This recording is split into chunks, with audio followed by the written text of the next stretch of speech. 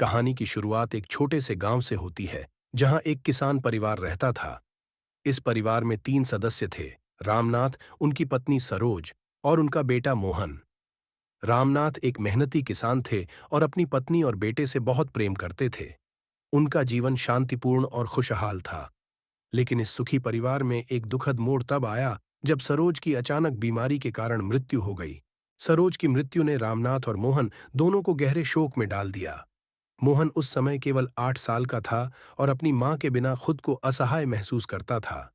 रामनाथ ने अपने बेटे के लिए हर संभव प्रयास किया कि वह खुश रहे, लेकिन मां की कमी को कोई भर नहीं सकता था।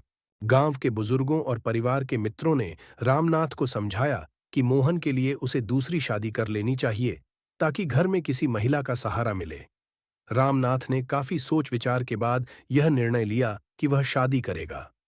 इस तरह उसकी मुलाकात शांति से हुई, जो पड़ोसी गांव की विधवा थी। शांति की शादी रामनाथ से हो गई और वह उसकी पत्नी के साथ साथ मोहन की सौतेली मां भी बन गई। शांति देखने में स्नेहिल और समझदार महिला थी। उसने इस घर को अपनाने की पूरी कोशिश की, लेकिन मोहन ने उसे कभी अपनी मां के रूप में स्वीकार नहीं किया।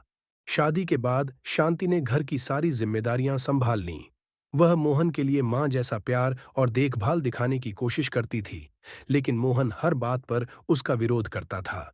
उसे लगता था कि शांति उसकी मां की जगह लेने आई है। रामनाथ ने मोहन को समझाने की कोशिश की, लेकिन उसकी मासूम भावनाओं को समझ पाना आसान नहीं था।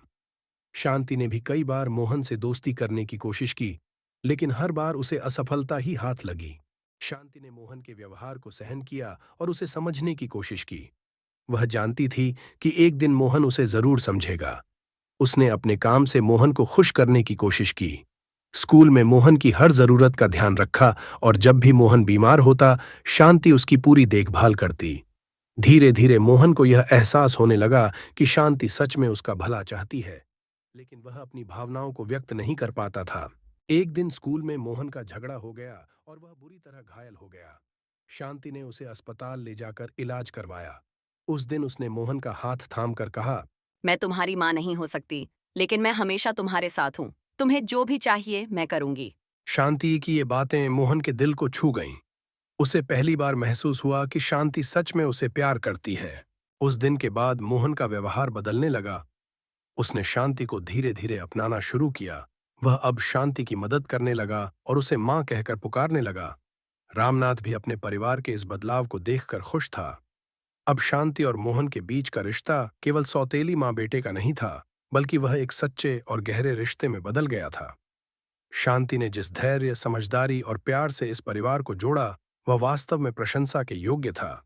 यह कहानी हमें सिखाती है कि रिश्ते खून के नहीं, बल्कि प्यार, समझ और विश्वास से बनते हैं।